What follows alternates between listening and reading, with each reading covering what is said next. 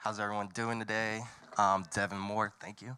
Good morning. I'm Devon Moore. I'm the creative director of FELT Zine. I'm also the social media specialist of MOAD. That's the Museum of the African Diaspora in San Francisco. And my work revolves mostly around creating and cultivating online art spaces for underrepresented communities, whether that be for the African diaspora or for 3D artists in particular. So I just told you who I am. I mostly talk about digital art platforms, community and digital art development. So I specifically use digital art platforms and social media platforms to showcase our work. So you asked, what is FELT Zine? We'll start with an overview. We're a net art collective that examines how new technology affects our consumption of art and media.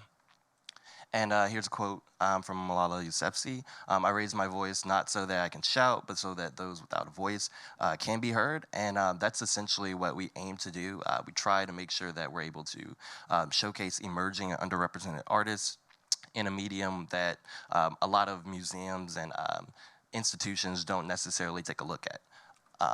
One institution that I really do like, though, is New Museum, and I hear that there are a lot of people that have done work here at that museum, so shout out to them for talking about net art.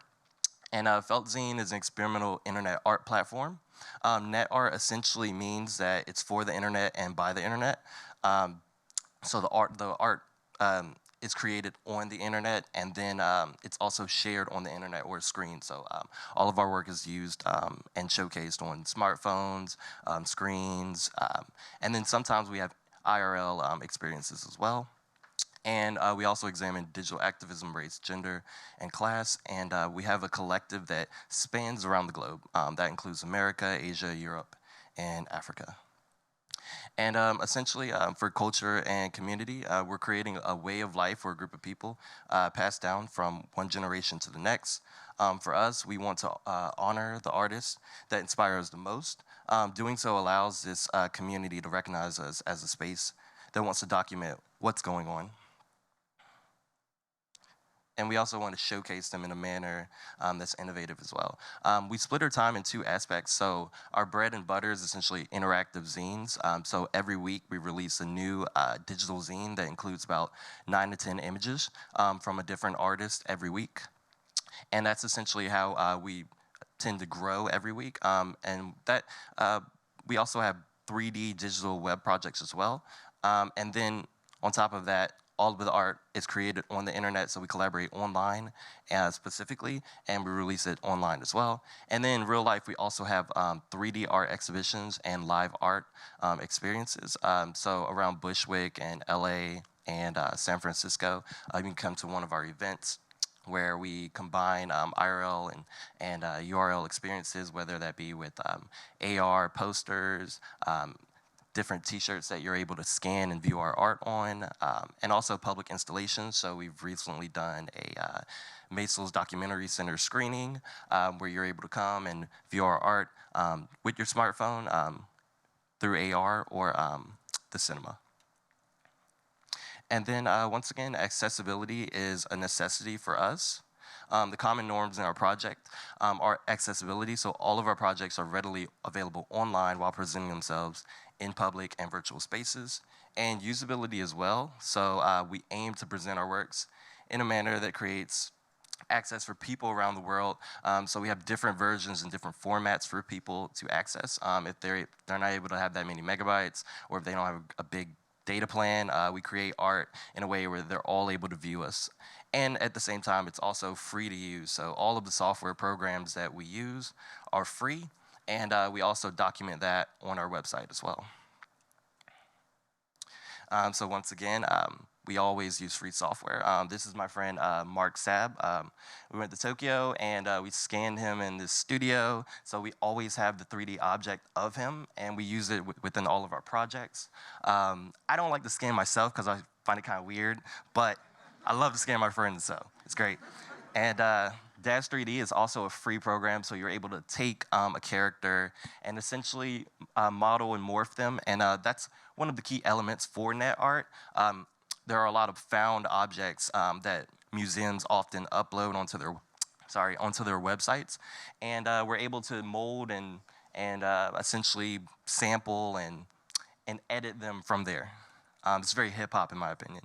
And then also document your work. This is another friend of ours. We were able to scan them and then also style them, so we're able to change different clothing items on them or have them do different movements. And yeah, we also definitely want to document our work, so we want to make sure that people are able to see what we're doing throughout the years, and then we also make sure that all of the artists in our community are being represented, and yeah. And also we embrace every platform. So we make sure that we're able to showcase work, whether it be on TikTok, Facebook, Twitter, Instagram, and we study and figure out ways that we can amplify our artists depending on which platform they work. Because some people don't work on Facebook and some people don't work on Twitter, but they might be great for Instagram. It might work for them. So. And here are our events where we're blurring the line between IRL and URL.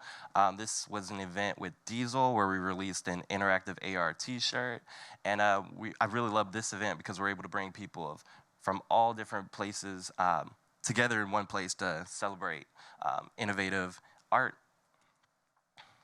And here's one of our AR posters in which you're able to scan it and essentially view art on the smartphone and interact with it. So I don't have a GIF for it, but the lady right here is interacting with the poster, and there's a 3D object that she can interact with, and we sold those posters as well for free.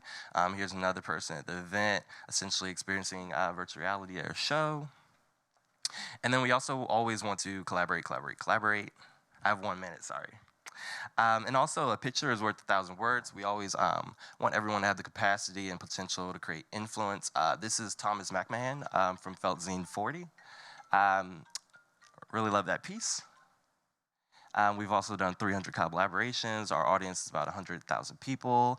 And we've done about 30 or 40 different art exhibitions in New York, LA, SF, Berlin. They're really accessible. They tend to be free. And I have to stop. So thank you. I appreciate it.